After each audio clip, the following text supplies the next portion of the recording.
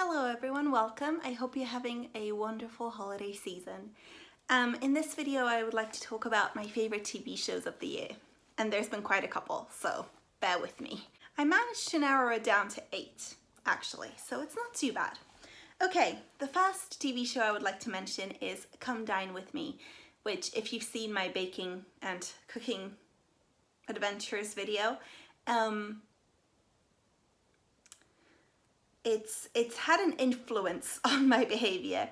It's a comfort watch, basically. I really enjoy watching it. There's shenanigans, everyone is wonderful, and I really like it. I really like watching it. And I think it takes a little bit of precedence over all of the other reality show that I've seen because of how much it made me want to actually cook a thing.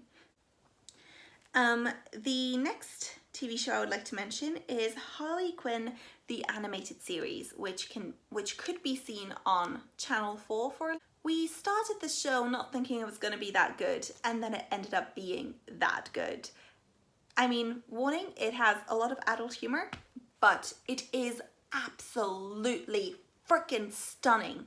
We watched it around the same time as we watched The Fantabulous Emancipation of Harley Quinn and Birds of Prey, or the other way around, I don't remember.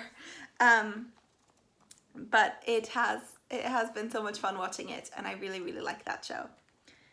The next TV show I would like to mention is a throwback because both of these are from around the summer. This one's from March. Now in March we watched Churchill's Secret Agents, which you can see on Netflix, I think. And it's fascinating. It's absolutely fascinating. Basically, it's a look at the training programs that secret agents had to have during the Second World War, I think, and the training that they would have to do in terms of code breaking, stealth, interrogation, standing through interrogation, and it's people from regular life going in there voluntarily and seeing if they could go through this training program, and it's fascinating. It's so interesting. Number 5 is It's Okay Not to Be Okay, which is a K-drama of amazing standards. I'm not finished with this show yet, but it is a fascinatingly, beautifully cinematographic spectacle. It is gorgeously shot and it is gorgeously written, and it's slow moving, airy, slightly supernatural, but still very much in reality, which is what I love. And if you're really fans of like the Raven Cycle or other sort of genre, other books that are sort of set in our time, but with a slight supernatural mystical element, I highly recommend this. I don't know if the element actually persists, but I'm really enjoying it currently.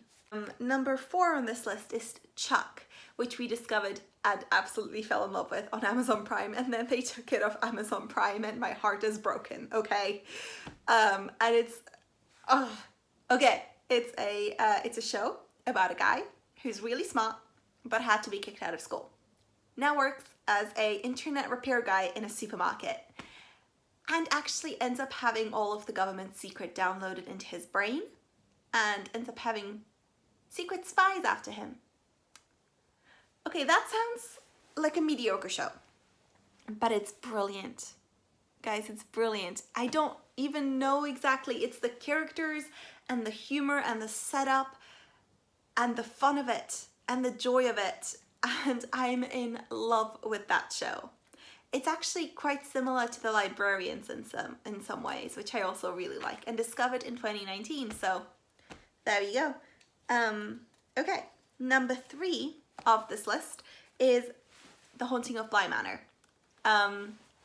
Now, I do very much agree that Bly Manor is not as good as The Haunting of Hill House, but it has grown on me tremendously.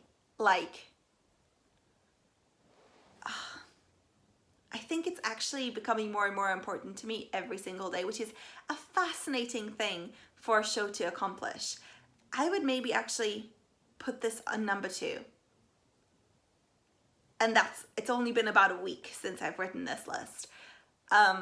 But the certain aspects of the show hit me really hard, and I'm not dealing very well with that.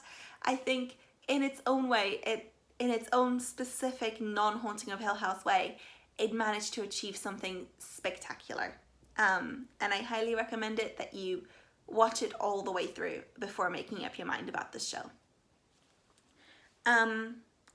Next, on number 2, I would like to mention The Vicar of Dibley, which I discovered completely by accident in September. Then told my boyfriend that there's this really good show, and he was like, oh yeah, we all know about this. It's a brilliant show. I haven't finished it yet, so please don't spoil it for me. I'm still on season 3, but it's about a lady vicar when it's so warm-hearted and beautiful, and it makes me feel wonderful. I love shows and books and media about women who have agency. Love it. Agency that is irrelevant of outside sort of forces. Give me that shit. Honestly, I will love it. Okay, that's enough said. And lastly, I would like to talk about my number 1 show that I finished this year, and that is Bones. We've been watching Bones for a couple of years now, and we finally finished it because we had lockdown and we had the time. And since then, I have been itching to rewatch it. I love that show. I love the characters. I love the setup. I find it really comforting. And it was a brilliant, brilliant show. It's very much just a whodunit sort of show in a way. It's very much a crime investigative kind of thing. But it hit me like the others didn't, so I like it very much. Yeah, those are my favorite TV shows, and now I want to go and rewatch every single one on this list.